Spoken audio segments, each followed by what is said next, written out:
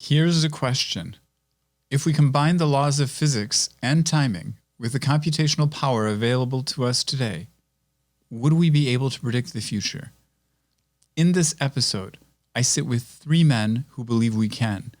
Professor Adrian Bejan, the father of constructal law and author of the book Freedom and Evolution, Professor Stuart Albert, author of the book When, The Art of Perfect Timing, and Mike Wright, founder of New Business Horizons and author of the book The New Business Normal. Together, we will explore their disciplines and the potential prosperity that could come from combining them.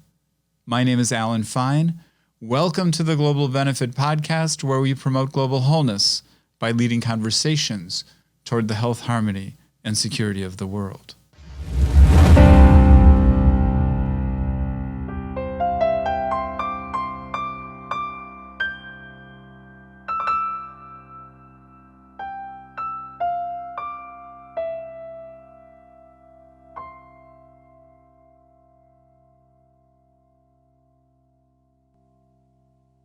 Media addiction is a major problem.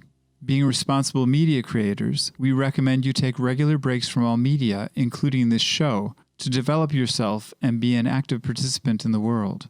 Excessive media consumption will negatively impact your life, so please watch responsibly. Joining us in this segment is Adrian Bejan, J.A. Jones Distinguished Professor at Duke University and author of the book Freedom and Evolution. Adrian, welcome. Thank you. I want to understand, what was the impetus for writing the book Freedom and Evolution? It is the most recent version of a story that has been taking shape in my mind, which is the story of nature itself. Nature impresses us with images.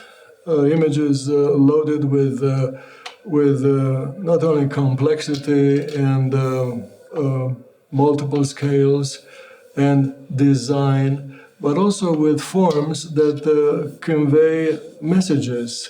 For example, animal life, or the forest with the trees and the tree leaves, and of course, human society. The evolution of human society, civilization. Open any book of history, you see an entire movie of architectural achievements. So that's nature. These things happen. They happen, they happen. So you're saying that human beings and what we do is similar to what we observe in nature? Not similar. They are actually part of nature. Nature is the Latin name for the everything that the Greeks called physis, which means physics today. So everything that is outside of us, inside of us, with ourselves included, happen, and we belong to it, which is the everything. And the science that covers the everything with its very few laws is physics. So nature is the object of physics. It may look complicated, as I said, complex, multi-scale, and dynamic, changing every day. But because of physics, it becomes a simpler and simpler lesson to teach. But isn't nature much more complex than physical theory, physics theories in association with the dynamics of how things change? No, nature is the object. It is on display to be observed and rationalized and, yes, used, because science is for people to do the most and the best with what is at their disposal, meaning their immediate environment, their niche. And the fact that we have a book we call physics, which happens to be small, does not mean that the nature is different than the book. The book is the short story about the everything. Well, it's interesting. Someone once said to me, to be like God is to know everything. but we weren't born into this universe with a instruction book. And so, in essence, my perspective is that science is helping us to see or observe how things work and write that instruction book for the next generation. So how did you come to that point where you were able to observe something that previously no one had understood? Well, the answer is I was brought up properly. In the school, I was taught obviously science and mathematics, but I was also taught the history of science and mathematics and engineering and technology, the history of it. And that history speaks of evolution, changes over time that happened not only on the shoulders, but on the minds or out of the brains of a few creative individuals.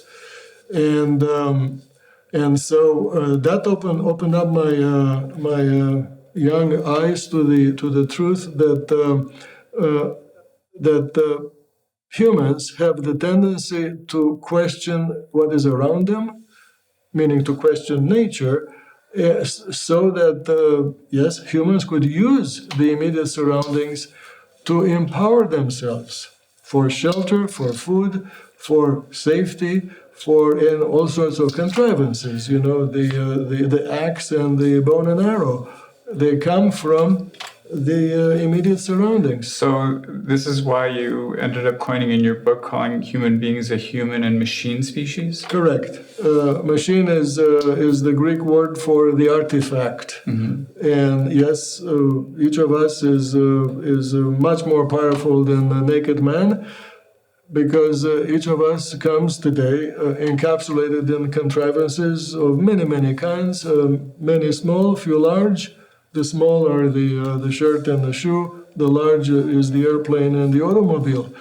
I think the biggest, which is kind of invisible, is science itself. Mm-hmm. That is the most empowering artifact that people inherit as youngsters by going to school.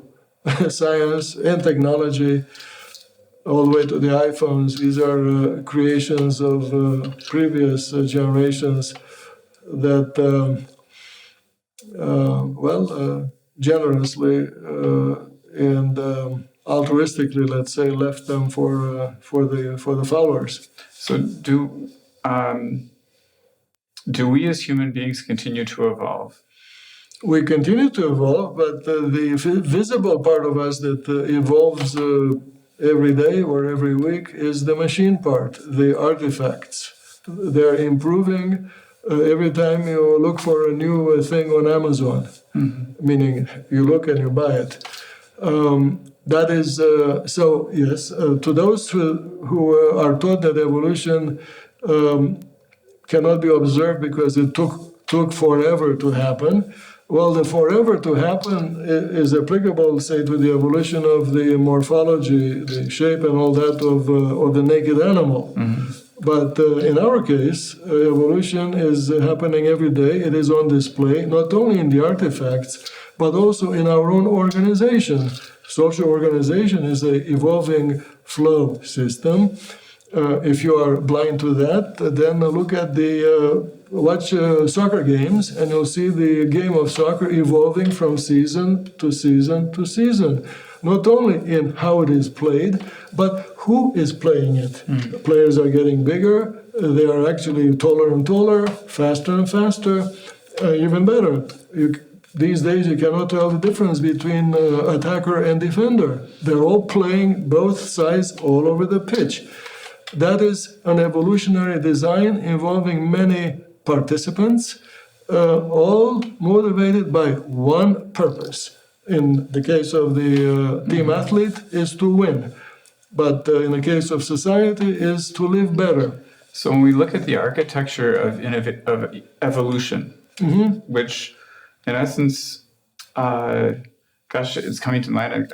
I'm thinking to myself that evolution and innovation are, in essence, underlying the same concept. Exactly. So, innovation happens to be the minute design change that the individual who belongs in the society makes. But so you're providing a scientific explanation for innovation? Correct. So, innovation is obviously the human version of making a change here. That change is really equivalent to the river itself getting the rotting tree log out of the way. When the river does that in this small river channel, the water gushes in through the liberated channel, but that gushing also liberates the flow over the entire plain. In society, the inventor who comes up with a gadget such as the steam engine that generates suddenly greater movement practically out of nothing, which means burning wood or meaning burning stuff that was rotting on the ground. That invention generates flow immediately in that spot. Flow is equivalent to wealth. Movement is wealth because economists have... Or wealth fuels movement? Yeah, the consumption of fuel is one thing measured in physics, which is proportional to wealth, money in the bank that the economists also report. So, and do you correlate the evolution of things when you talk about wealth to it becoming more powerful? That in essence, evolution is a progression; it's not a regression. Evolution has a discernible direction in time. This direction is one way. Architecture changed and changed so that it provides greater access to what flows. In society, that means more movement per unit of fuel spent or food consumed. And that's only one side of the coin. The other side of the coin is describing economics as wealth or gross domestic product. So what are the core elements of this theory that would correlate to how we need to proceed forth with more open eyes with regard to the evolution of our society? Well, that is the challenge to educators such as myself and my peers, yourself included. It is to teach the usefulness of questioning, to teach the importance of rewarding those who question and who have the audacity to implement the good changes. And to teach also the importance of not envying the aforementioned creators of greater flow or greater wealth. That is, I think, the message to those who are curious about the implications of the constructive law in social organization. So, in terms of elements, though, that you speak about in your book, there's certain elements that are part of the evolutionary process, like freedom. You mentioned hierarchy and inequalities. I'm wondering if you could speak to that in the evolution of a human system. Well, hierarchy is everywhere. You see it in the evolutionary drawing of the river basin, lightening the vasculature of the human body for blood flow or airflow in the lungs. The examples are hard to count. And we see hierarchy in the organization that we naturally establish when we're creating companies or societal structures. Yeah, in society, the same design is everywhere, except that it is named with the words that you bring up. Hierarchy or inequality. It means really what you see in the river basin, that the flow system is complicated, but the slightly longer name for it is few large flow together with many small. Okay. Not one group at the expense of the other, but one group thanks to the other. And in society, the few large, you can see this in the design of the city. There are a few large avenues coexisting with more numerous streets, and even more numerous alleys, and even more numerous alleys that people step on. That's a hierarchy in the pedestrian movement, hierarchy in actually human movement on the area. In society is the whole country organized the way that the city is, with few movers. You mentioned, say, companies, or transportation systems, or producers and consumers, meaning stores and all the way to the dump. I mean, these things are distributed non-uniformly on the landscape, and the flows into these nodes and out of the nodes are hierarchical. So what's the power of the lack of equality in the system? What's the power of that? The power is that the so-called inequality, which is hierarchy, has its origin in the physics that actually underlies the generation of this drawing, which is the physics of economies of scale. It is easier for any mover to move together with like movers than to move alone. I use the metaphor of the prehistoric man through the jungle. It's easier for that individual to walk with others in a conga line. You see this in the school of fish, in the flock of birds. You see it there, or in the peloton of bicyclists. You see, or the NASCAR racing. You see it everywhere, and of course, it's kind of invisible in society, but it is not invisible if you read the Wall Street Journal all the time. You read about big companies acquiring smaller companies.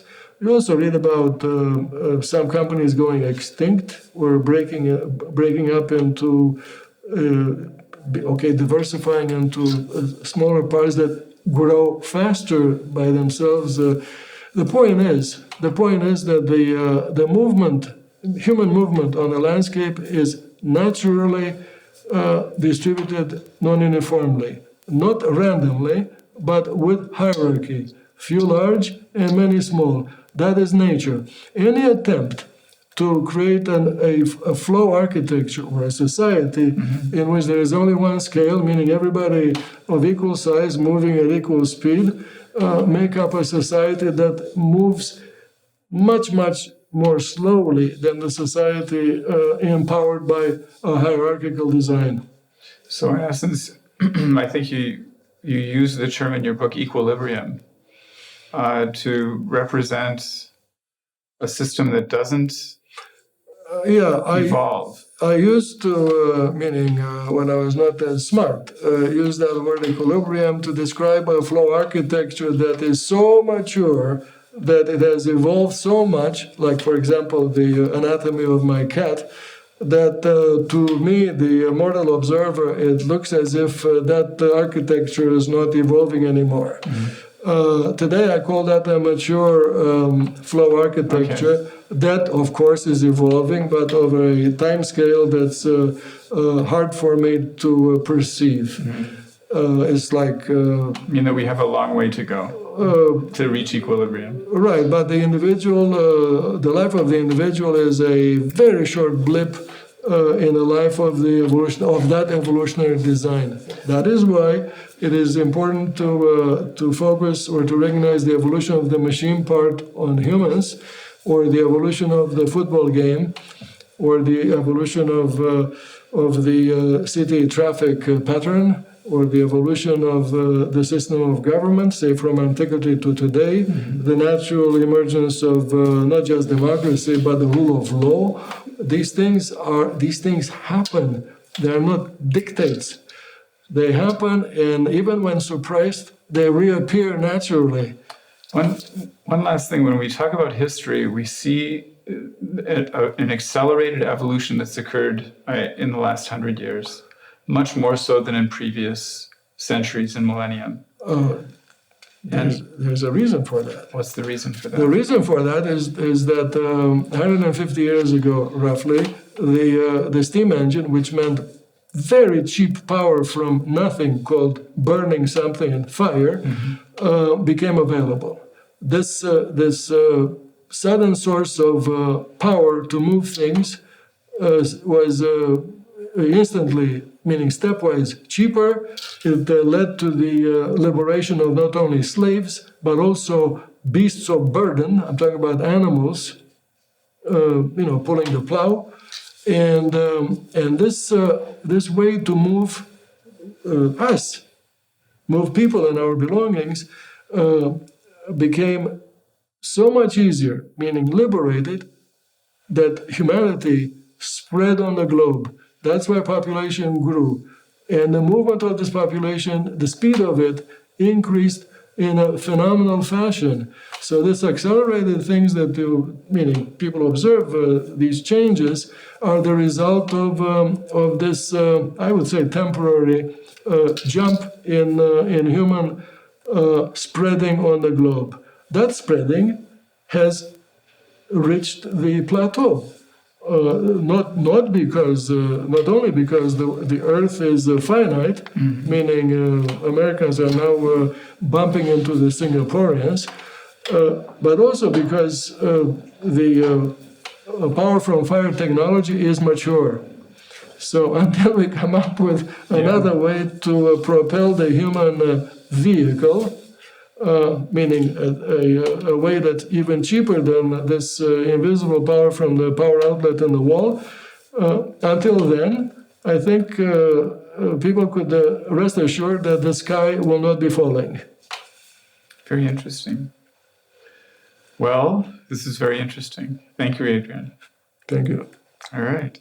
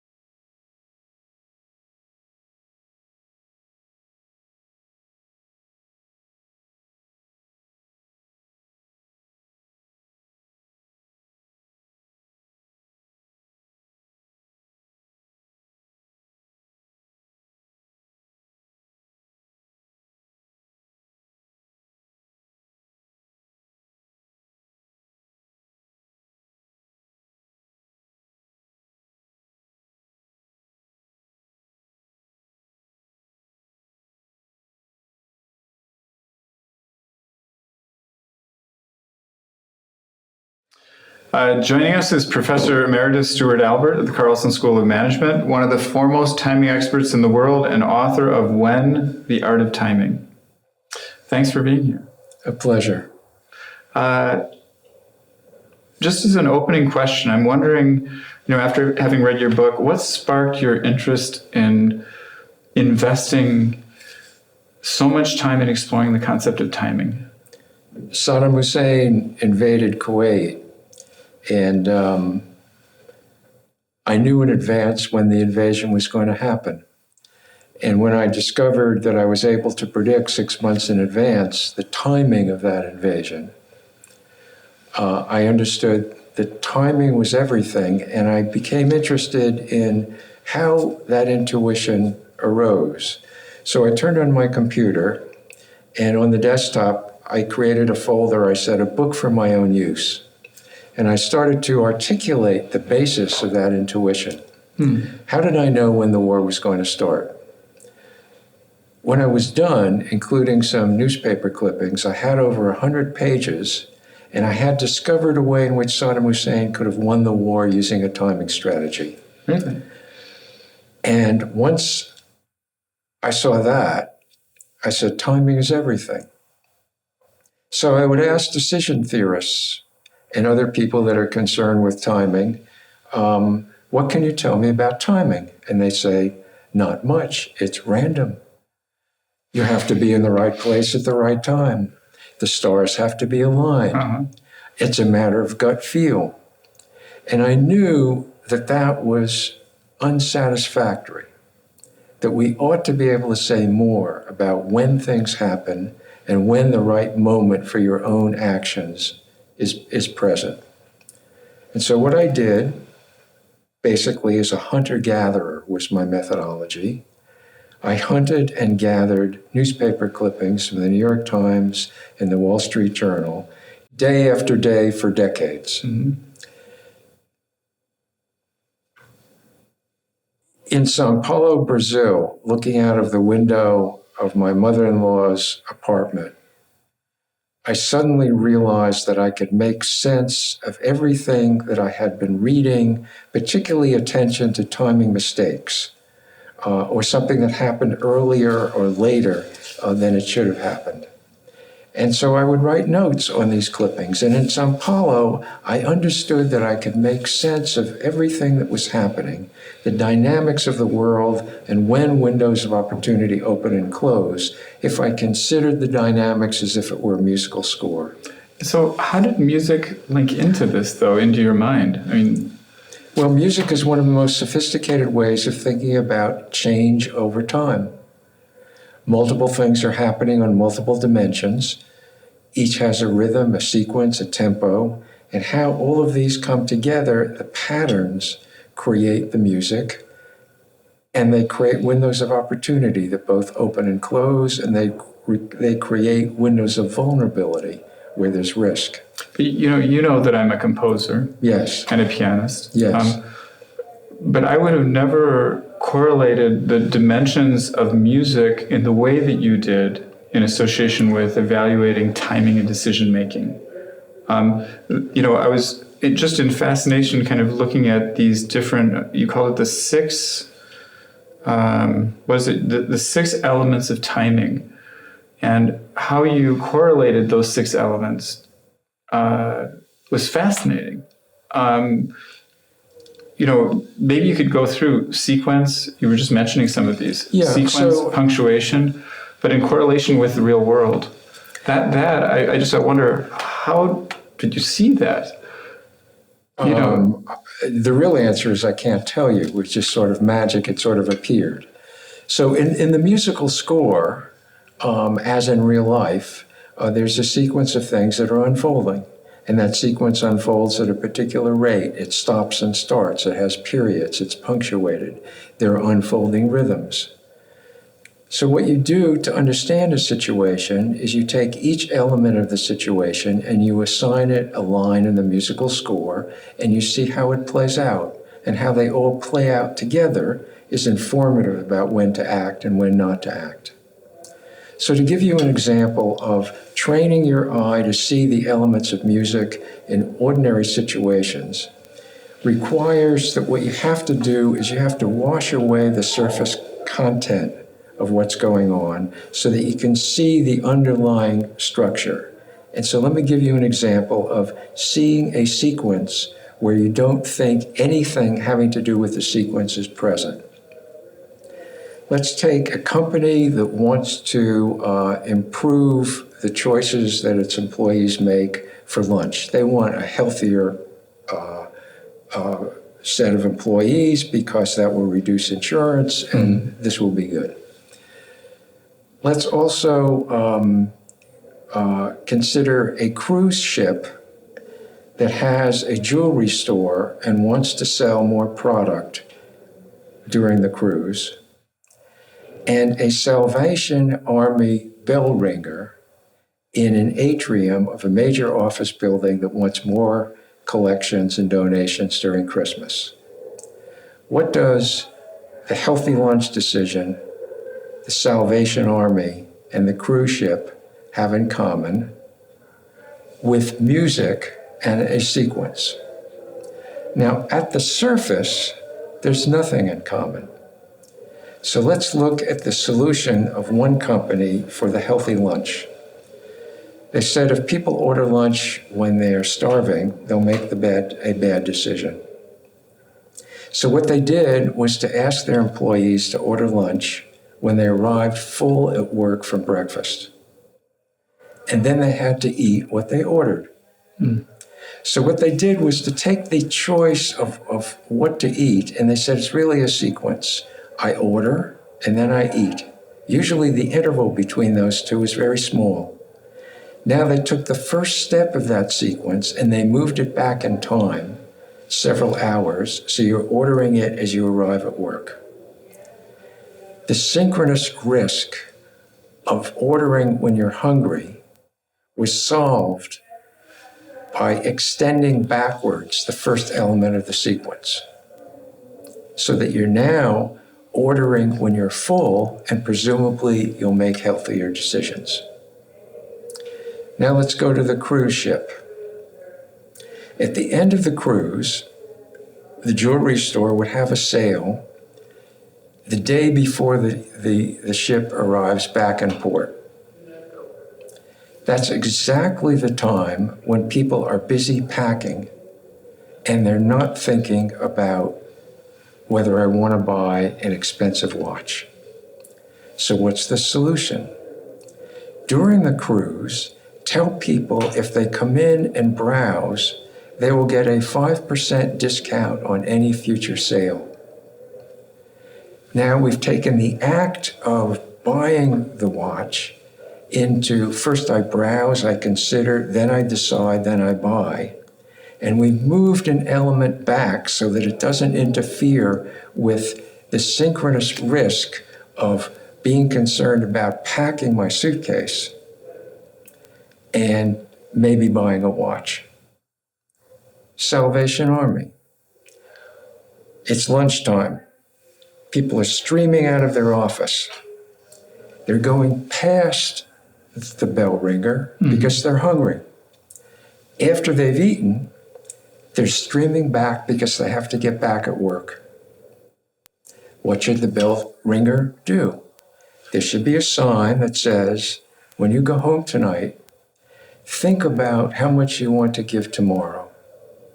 Take a few dollar bills, put it handy, make it handy, put it in your pocket so that tomorrow when you go by, you can put it in the pot. In each of these cases, we've moved from a point decision to a time-extended path that has a sequence. What on the surface appears to be unrelated problems has an underlying temporal architecture that's sequential. And when you train your eye to see that, many things begin to open up in the world which were previously both inexplicable, but also they become things that you can anticipate. And so we can look at these things on a small scale in terms of the outcomes that we want to achieve, and consider a more of a thematic basis of how this would work. But on a geopolitical level, can we see the same thing? Let's take the current impeachment efforts of Donald Trump. He has not been convicted. When the writers of the Constitution suggested that high crimes and misdemeanors become the occasion for impeachment, they had essentially what I call a state rule that says whenever these conditions are met, the person should be impeached. The alternative is the window of opportunity for impeachment opens at a particular time. So windows of opportunity open for one or two reasons. Either a specific time, it's New Year's Eve, it's time for a party, or whenever you feel like it, it's time for a party. So in the impeachment of Donald Trump, only in the third year was it possible for him to target his possible opponents. But because the window for his removal from office occurs as a part of a regular election, you now had a third year window of vulnerability in which it would be unlikely to convict someone no matter what they did, because there is an upcoming election and they can be removed at that time. The founders never thought of that dynamic. So we now know going forward, the third year of any presidential term is vulnerable to crimes, high crimes, misdemeanors, and the person will not be impeached.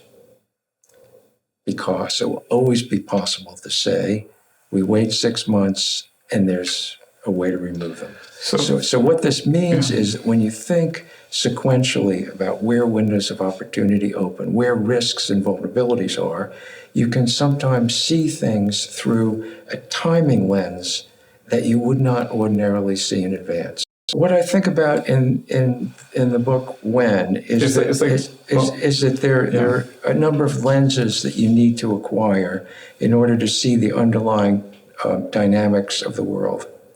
The first of them is sequence, which we've just illustrated. The second one is punctuation. When do things stop? When do they start? And people can easily make mistakes about that.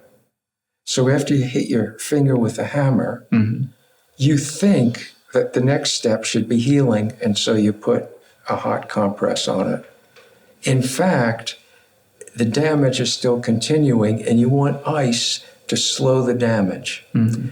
So the original discovery, the original instinct to use hot was actually a punctuation mistake. You thought that there was a period, it was just a comma.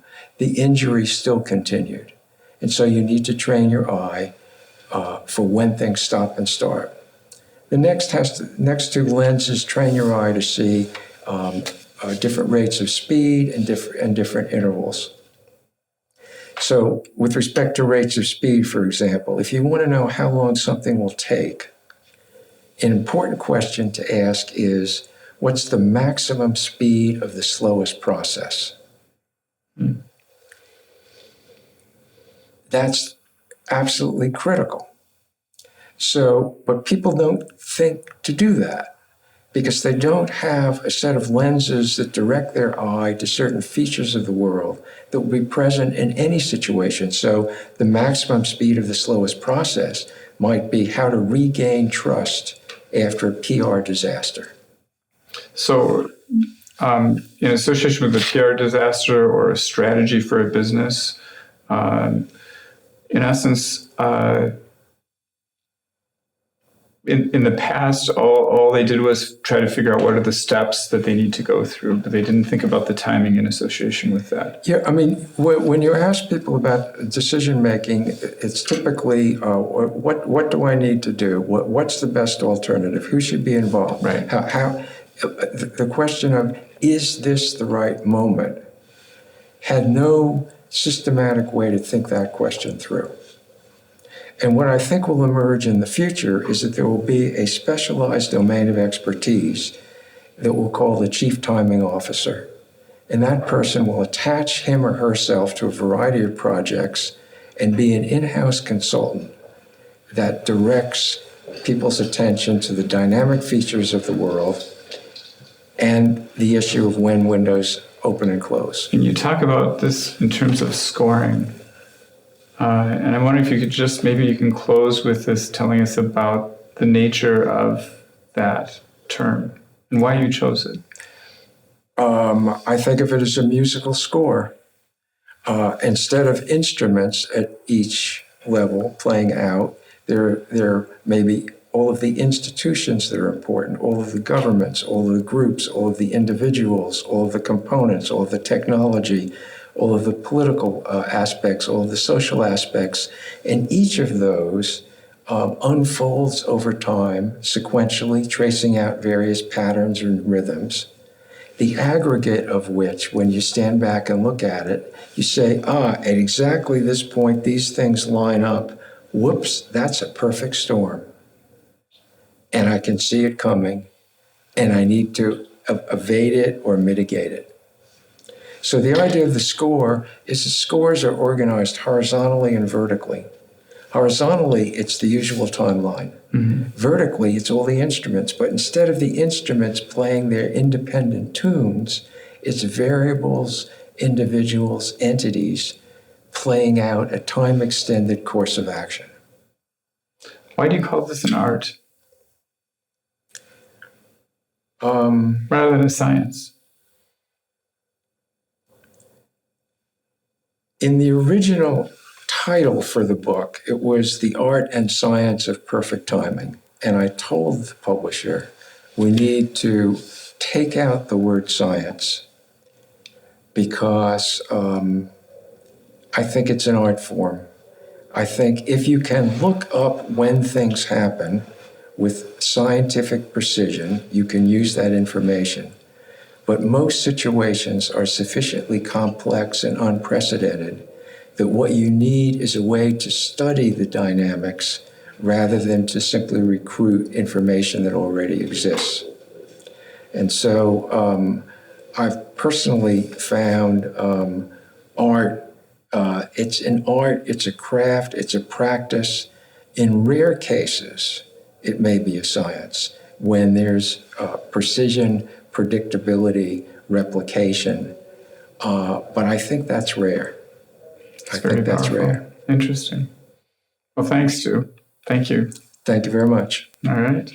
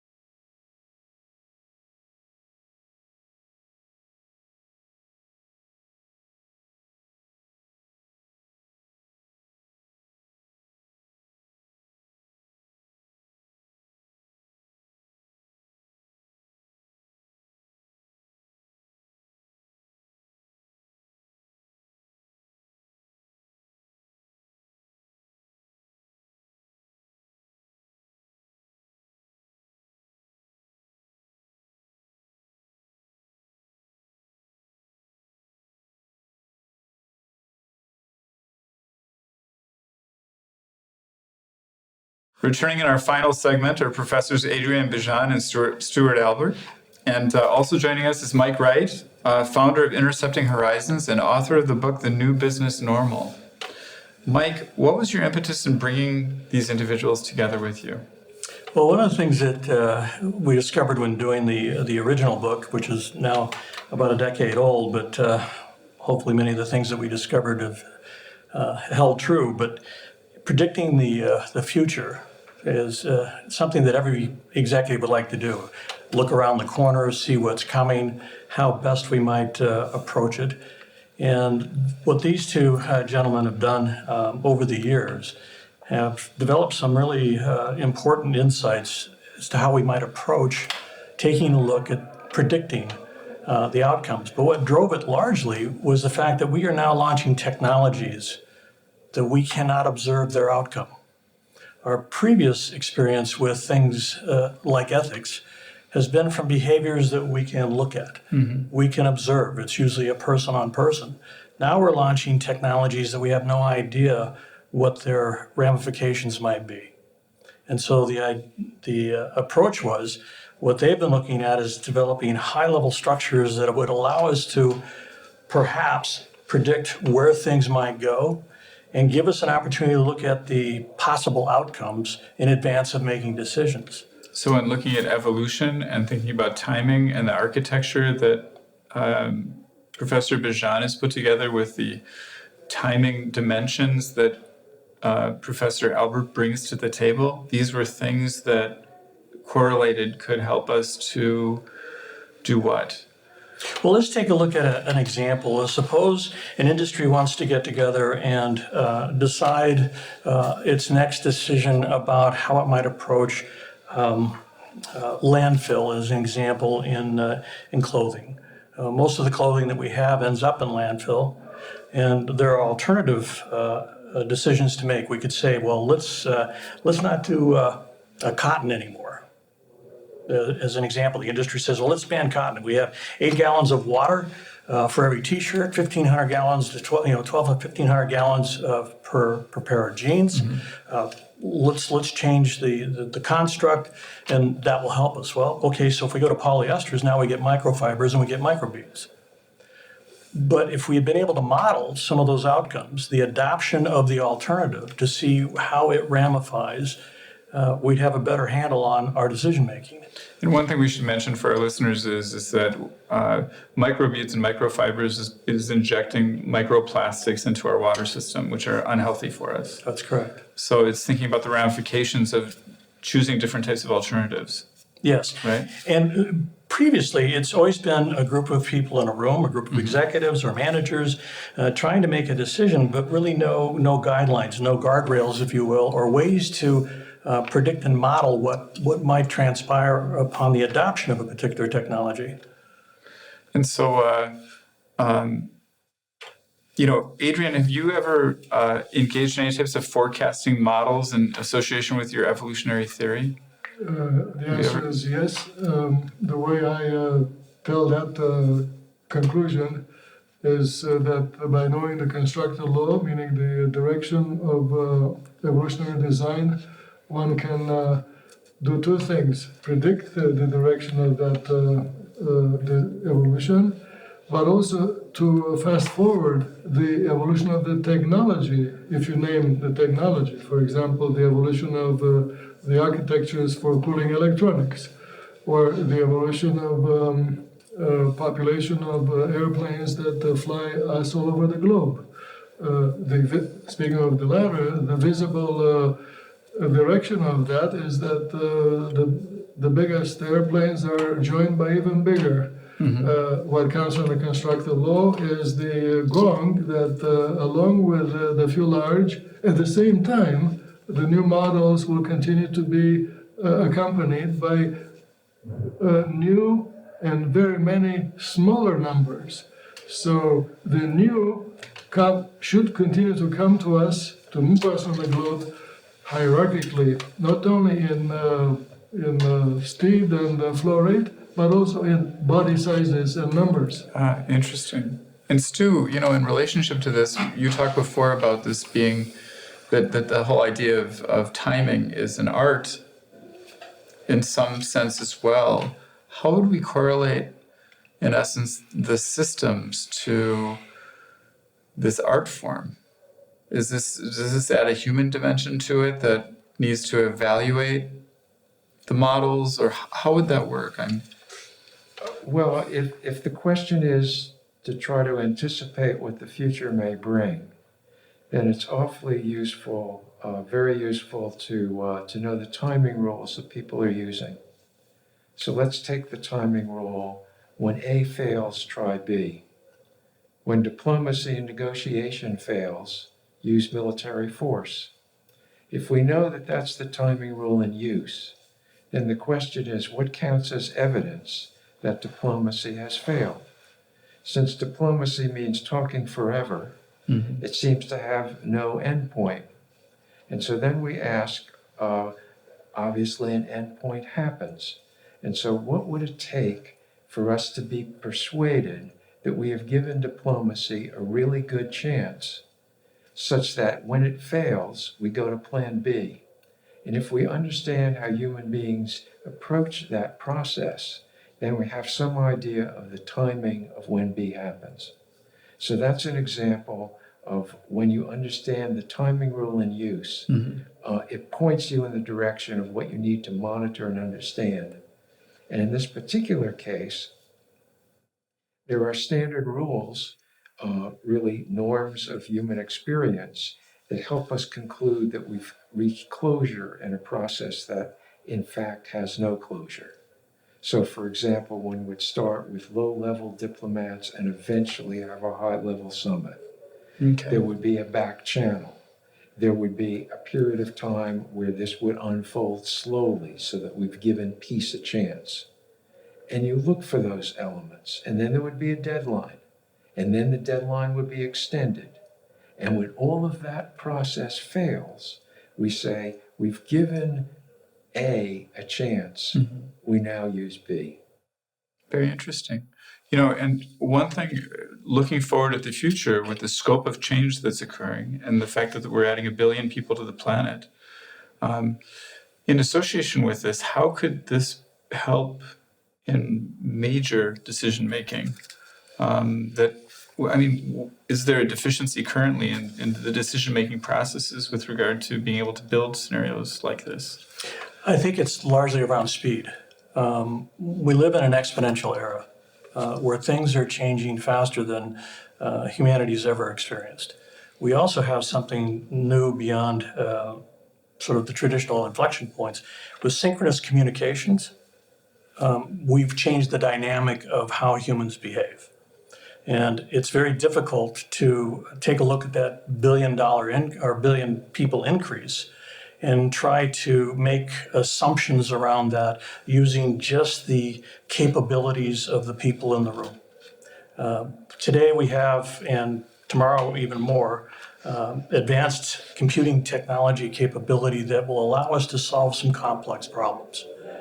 How you frame those problems or frame the question around those problems becomes very important in terms of, if we do X, what will happen to Y? To Stuart's point, if we do A, what is B? And if we exhaust A, what happens to B and how does that ramify? This is kind of starting to make me think about predicting the weather. How do you determine all of the variables in a complex system, even to run the model? That's very interesting because there's also the pieces that you don't see. There's the pieces that you don't have. So you have to make assumptions about that, and you have to understand whether or not to engage those in the model, right, or not, and when to put them in, when not to put them in. And it gets to be a situation where what we're trying to do is build something that can be useful to people, to not necessarily give an absolute answer, but to give a range of outcomes. Okay. And the range of outcomes just says, well, if you do A, here's the possible outcomes. If you interject B, right, here's the possible outcomes. What happens is in Adrian's work is we have a pretty good idea of how it's going to flow. We have a pretty good idea that it's going to either go from area to point or point to area. using that as sort of a construct, then if we add pieces or diffusion layers, if you will, to try to understand what's going to happen to the flow, then we can start to take a look at what's the Get timing. into sequence and rate and timing. Exactly. Well, we already know the sequence somewhat because we know the architecture. Exactly. Right. So we know it's going to go there. The question is, when is it going to go there? And what are the elements that are going to change that direction? Okay. Very interesting. And when might those occur? Okay. I mean, there are fundamental questions that need to be addressed. And one is, why do things take as long as they take and not longer or shorter? And we need to begin to catalog across multiple disciplines how that works. And I think that cross-disciplinary conversation would very likely uncover some fundamental principles. It's never occurred because no one has asked as simple a question as that. So probably a very important part of the success of this is you're going to need to bring together a lot of people from different disciplines. Yeah, different disciplines and also domain specific. You're trying to get the domain experts or the people that know enough about a particular topic or have access to the databases that can be mined, right, into the predictive models, if you will. Tom Siebel, recently wrote a book about the disruption coming from digital, technologies, and it makes it possible to do predictive engines. We're talking about building exascale capability. That's 1 followed by 18 zeros. Right? Frontier, which is being built by AMD and DoD, along with Cray, and Aurora, which is being built by Intel, DoD, right, and Cray. We're talking about computing power that we've never had before, available on a wide basis. We think that the complexity that we've been dealing with can be addressed with that capability, but it needs the frameworks because we're going to need to look at how things potentially will ramify. We have the model of that ramification. The question becomes the timing of that ramification. The solution to the complexity is the computing power, which for the first time in history we have. Exploring the variables, or Adrian, as you would say, the complexity will become architecture once we understand it. Yeah. Well, this increase in computing power and flexibility is really one name for greater freedom. Freedom empowering the visionary to see faster and farther. There are many such developments, not now or in the future, but also in recent history. All sorts of these things have been happening. Say radar during the last World War, obviously the mainframe computers, all sorts of things that they tend to be forgotten because we take it for granted because they're kept actually in smaller and smaller. Miniaturization is a invention after invention after invention that does these things for us, and incidentally, the fact that they all say the same thing, all the way to massive computing and machine learning and AI. The fact that they all mean the same thing is a secret, and it's worth knowing. That's very rich. Any closing thoughts? I think for the first time in history, we may have the tools to actually get ahead of our own inventions and understand what they might do. Without having to implement them and then go, oops. Build scenarios. Yeah. That's fascinating. Right. Yeah. Yeah. All right. Well, thank you. Thank you Thank for you. coming. This is Thank very you. interesting.